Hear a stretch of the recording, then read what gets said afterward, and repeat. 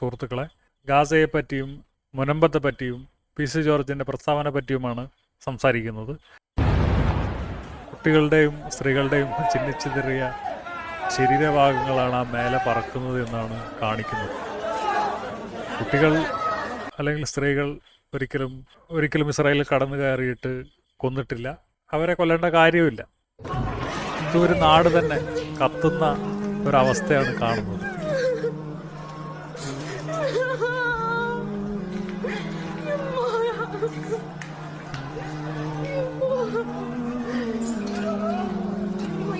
എനിക്കൊരിക്കലും ഇത് അംഗീകരിക്കാൻ പറ്റില്ല. നിങ്ങൾ എന്നെ സുഡാപ്പി എന്ന് വിളിച്ചാലും ഇല്ലെങ്കിലും എനിക്കൊരിക്കലും ഇത് അംഗീകരിക്കാൻ പറ്റില്ല. ഞാൻ ജയിലിൽ കിടന്നിട്ടുണ്ട്.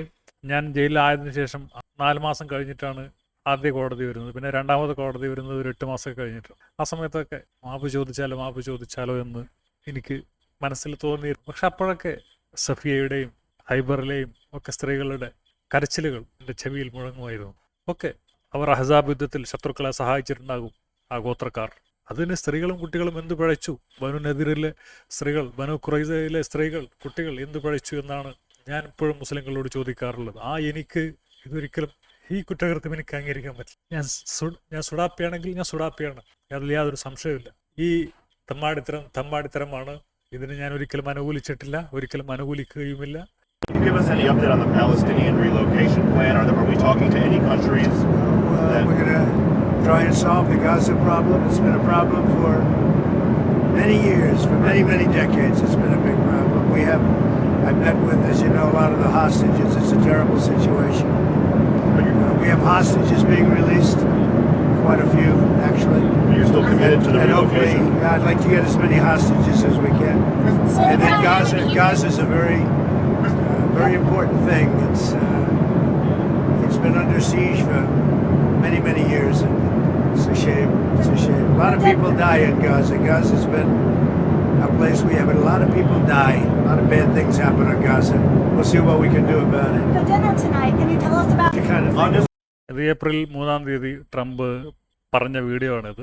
അപ്പോൾ ഇതിൽ ട്രംപ് പറയുന്നത് ഗാസയിൽ നടക്കുന്നത് നാണക്കേടാണ്. ഗാസയെ ഒരുപാട് കാലമായിട്ട് ഉപരോധിക്കുന്നു. ഇത് ലോകത്തിന് നാണക്കേടാണ്, മനുഷ്യരാശിക്ക് നാണക്കേടാണ്. ഇത് ട്രംപ് പറഞ്ഞതാണ്. ഒരുപാട് പതിറ്റാണ്ടുകളായിട്ട് ഗാസയെ ഉപരോധിക്കുന്നു എന്നാണ് പറയുന്നത്. അപ്പോൾ അതൊരു ജയിലാണ് എന്നുള്ളത് യാതൊരു സംശയവുമില്ല. ഓക്കെ, പടത്തിൽ ലെഫ്റ്റ് ആൻഡ് റൈറ്റിൽ അങ്ങാണ്ടെന്ന് തോന്നുന്നു. അതിൽ മുരളി ഗോപിയുടെ ഒരു സ്റ്റേറ്റ്മെൻ്റ് ഉണ്ട്. വേറെ എവിടെന്നെങ്കിലും എടുത്തുകൊണ്ട് വന്നതായിരിക്കും. എന്തായാലും അതിൽ പറയുന്നത്, ആദ്യം നിങ്ങളോട് സമാധാനത്തോടെ പറയുന്ന ആൾക്കാർ വരും. അത് നിങ്ങൾ കേട്ടില്ലെങ്കിൽ രണ്ടാമത് വരുന്നത് ഭ്രാന്തന്മാരായിരിക്കും. അവരെന്താണ് ചെയ്തു കൂട്ടുക എന്ന് യാതൊരു ഉറപ്പുമില്ല എന്നാണ് പറയുന്നത്. ആ ഒരു അവസ്ഥയിലേക്കാണ് കാര്യങ്ങൾ കൊണ്ടുപോയിട്ടുള്ളത്. ഇവിടെ മുനമ്പം എന്ന് പറയുമ്പോൾ അവിടുത്തെ കുറച്ച് ക്രിസ്ത്യാനികൾക്ക് പ്രശ്നങ്ങൾ ഉണ്ടായപ്പോൾ മൊത്തം ക്രിസ്ത്യാനികളും ഇളകി. അപ്പോൾ ആ ഒരു ഇളകൽ മുസ്ലിങ്ങൾക്കും ഉണ്ടായിക്കൂടെ? മിഡിൽ ഈസ്റ്റിൽ ഇസ്രായേലിൻ്റെ ശവക്കുഴി തോണ്ടുകയാണ് ചെയ്യുന്നത്. ഇതൊക്കെ ഇവിടെയുള്ള മറ്റു മതക്കാർക്ക് ഹരമായിരിക്കും, ഈ അവരുടെ കുട്ടികളൊക്കെ ഇങ്ങനെ ചിതറിത്തെറിക്കുന്നതൊക്കെ. പക്ഷേ എല്ലാ മതക്കാരുടെയും മനുഷ്യത്വം അവരുടെ മതങ്ങൾക്കുള്ളിലാണ്. അപ്പോൾ തീർച്ചയായിട്ടും മിഡിൽ ഈസ്റ്റിലെ ഏറ്റവും പ്രബലമായ മതക്കാർ ഇതൊക്കെ കാണുന്നുണ്ട്. അപ്പോൾ ഇസ്രായേൽ കുറച്ചും കൂടി അവധാനതയോടെയുള്ള സമീപനം ആവാമായിരുന്നു. വെസ്റ്റ് ബാങ്കിൽ എന്താ നടക്കുന്നത് എല്ലാവർക്കും അറിയാം.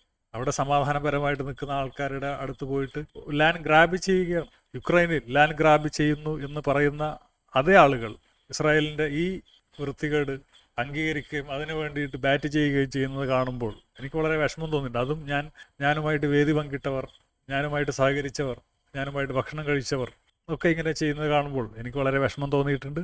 U made me scapegoat, ബലിയാടാക്കി. ഇത് നെതന്യാഹുവിൻ്റെ സഹായികൾ ഇസ്രായേലിൽ പോലീസ് കസ്റ്റഡിയിലാണ്.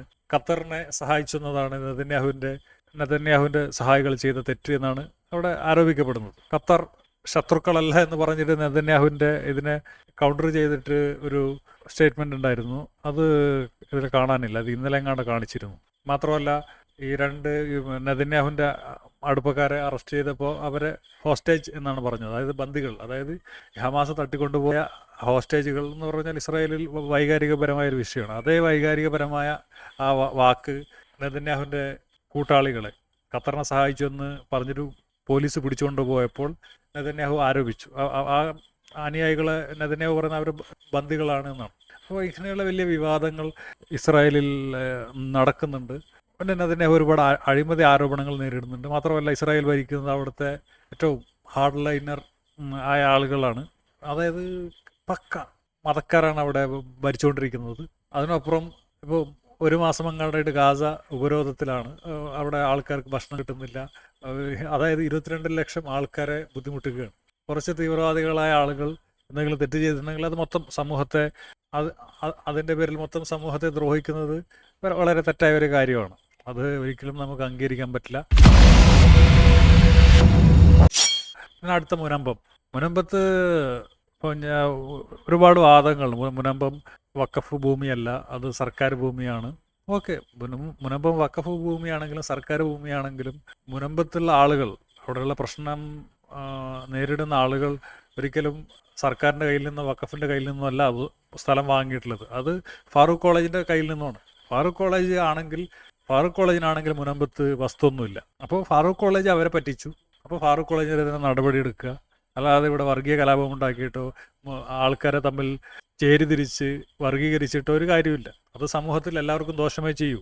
കോട്ടയത്ത് ജില്ലാടിസ്ഥാനത്തിൽ ക്രിസ്ത്യാനികൾ പകുതിയോളം ഉണ്ടാവും. പക്ഷേ ചില ഗ്രാമങ്ങളിലേക്ക് നോക്കിയാൽ അവിടെ ഹിന്ദുക്കളായിരിക്കും കൂടുതൽ, ചില ഗ്രാമങ്ങളിൽ മുസ്ലിങ്ങളായിരിക്കും കൂടുതൽ, ചില പഞ്ചായത്തിൽ മുസ്ലിങ്ങളായിരിക്കും കൂടുതൽ, ചില പഞ്ചായത്തിൽ ക്രിസ്ത്യാനികളായിരിക്കും കൂടുതൽ, ചില പഞ്ചായത്തിൽ ഹിന്ദുക്കളായിരിക്കും കൂടുതൽ.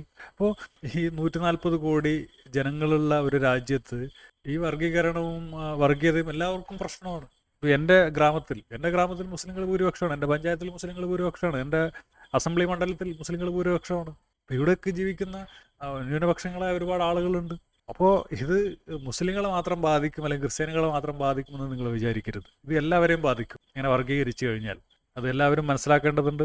ഇത് നമ്മുടെ നാടിൻ്റെ ബിസിനസ്സിനെ ബാധിക്കും, നാട്ടുകാരുടെ ഉപജീവനത്തെ ബാധിക്കും, നാട്ടിൻ്റെ മൊത്തം ആരോഗ്യാവസ്ഥയും ബാധിക്കും. പരസ്പരം ഭയന്നിട്ട് സ്വന്തം നാട്ടിൽ ജീവിക്കേണ്ട അവസ്ഥ എന്ന് പറഞ്ഞാൽ വളരെ പരിതാപകരമാണ്. ജബൽപൂരിൽ ഒരു ആക്രമണം നടന്നപ്പോൾ അതിനെപ്പറ്റി ചോദിച്ചപ്പോൾ PC ജോർജ് പറഞ്ഞ വാക്കാണ് ആവശ്യമില്ലാത്ത പണിക്ക് പോകരുത്, കിട്ടിയതങ്ങ് വാങ്ങിച്ചോ എന്നാണ് PC ജോർജ് പറയുന്നത്. ജബൽപൂരിൽ അക്രമത്തെ ന്യായീകരിച്ച് PC ജോർജ്. ഈ PC ജോർജിനെ പൂഞ്ഞാറിൽ തോൽപ്പിച്ചത് മുസ്ലിങ്ങളൊന്നുമല്ല, മുസ്ലിങ്ങൾ അതിൻ്റെ ഭാഗമായിട്ടുണ്ടാവും. പക്ഷേ അവിടെ ഭൂരിപക്ഷം ക്രിസ്ത്യാനികളാണെന്നാണ് പറയുന്നത്. അവിടെ ജയിച്ചതും ഒരു ക്രിസ്ത്യാനിയാണ്. അപ്പോൾ മുമ്പ് സ്റ്റേജിൽ കയറിയിട്ട് ഫാത്തിഹ ഓതലും സുഡാപ്പികൾക്ക് തടവലും സോപ്പിടലും ഒക്കെ ആയിട്ട് നടന്ന ഒരാളാണ് PC ജോർജ്. ജോസഫ് മാഷിനെ കൈവെട്ടിയപ്പോൾ കൈവല്ല തലയാണ് വെട്ടേണ്ടത് എന്ന് പറഞ്ഞ മഹാനാണ് ഇദ്ദേഹം. LDFിലും UDFിലും സീറ്റ് കിട്ടാത്ത നേരെ BJPയിലേക്ക് കയറി അവിടെ കിടന്നിട്ട് പക്ക തെമ്മാടിത്തരം പറയുകയാണ്. ഇപ്പോൾ ഇവനെ സപ്പോർട്ട് ചെയ്യാൻ വേറെ കുറേ ആൾക്കാരുണ്ട്.